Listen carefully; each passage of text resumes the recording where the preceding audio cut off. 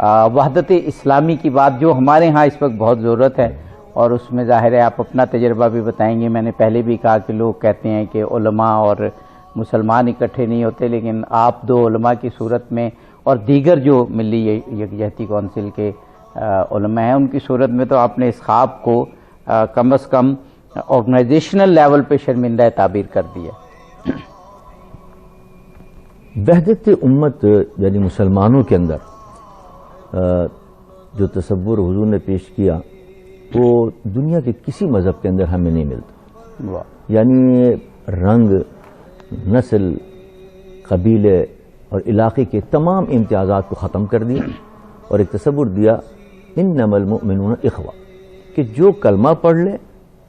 وہ تمہارا بھائی ہو گیا، وہ خواہ کسی رنگ، کسی زبان، کسی علاقے، کسی قبیلے سے تعلق رکھتا ہے، وہ تمہارا بھائی ہے۔ اور اس بھائی کو بھی اتنی عزت دی جا رہی ہے کہ کالا حبشی بلال اس کو خانہ کعبہ کی دیوار پہ چڑھا دیا،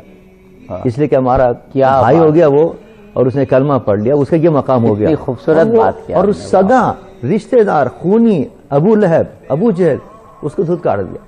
کہ وہ ہمارا بھائی نہیں ہے، وہ ہمارے سے کوئی تعلق نہیں، حالانکہ خونی ہے، چچا ہے، سگا ہے، نہیں، وہ بلال حبشی جس کا کوئی دور کا واسطہ نہیں، نہ رنگ میں، نہ نسل میں، نہ قبیلے میں، وہ بھائی بھی ایسا کہ اس کو عزت دی۔ اور ایسی عزت آپ حیران ہوں گے، حضرت عمر بن الخطاب رضی اللہ تعالیٰ عنہ امیر المومنین ہے، اور اپنے دور کے اندر بلال لوگ کہتے تھے یا سیدی، میرے آقا، لوگ کہتے تھے آقا تو آپ ہیں، امیر المومنین تو آپ ہیں، اور اس کو آپ آقا کہہ رہے ہیں۔ یہ تو دیکھو غلام کس کا ہے، یہ جو میرے آقا کا غلام وہ میرا آقا ہے۔ یعنی یہ تصور دیا اسلام نے کہ جو حضور کا غلام بن گیا اور جس نے کلمہ پڑھ لیا وہ ہمارا بھائی نہیں، آقا بن گیا وہ ہمارا۔ اور اتنی محبت، یعنی آپ یہ دیکھیں کہ سگے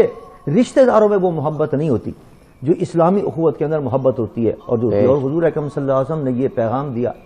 حجۃ الوداع کے اندر، اور اس کو عملی طور پر تو اس طرح دکھایا اور پیغام دیا، نہ کسی کالے و گورے پر، نہ گورے و کالے پر، نہ کسی عربی کو اجمی پر، نہ اجمی کو عربی، کوئی فضیلت نہیں۔ ان اکرمکم عند اللہ اتقاکم، جو تقوی والا ہوگا وہ زیادہ متقی ہوگا، وہ ہمارے یہاں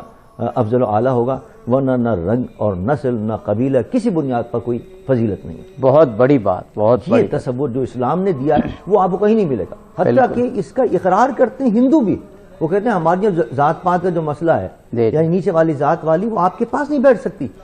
کھانا نہیں کھا سکتے، جس برتن میں کھائیں اس برتن میں وہ کھانا نہیں کھاتے۔ بالکل، اس وجہ سے ان کے نفرتیں انٹچیبل انہیں کہتے ہیں، چھوت کے، وہ یعنی چھو بھی نہیں سکتے۔ اور یہاں عالم یہ کہ اپنے ساتھ بٹھا کے کھانا کھلا رہے ہیں، اور کھانا تو میں نے جو مثال دی ہے بلال کو تو چڑھا دیا کعبہ پر، خانہ کعبہ کی دیوار پہ، یہ بتانے کے لیے کہ ہمارے یہاں کوئی امتیاز نہیں ہے، بس جو جس نے کلمہ پڑھ لیا وہ ہمارا سردار، ہمارا آقا بن گیا۔ تو یہ جو اتحاد کا تصور ہے جو اسلام میں آپ کو ملے گا وہ کسی دوسرے مذہب کے اندر آپ کو نہیں مل سکتا۔ واہ واہ، سبحان اللہ، سبحان اللہ۔ جناب مولانا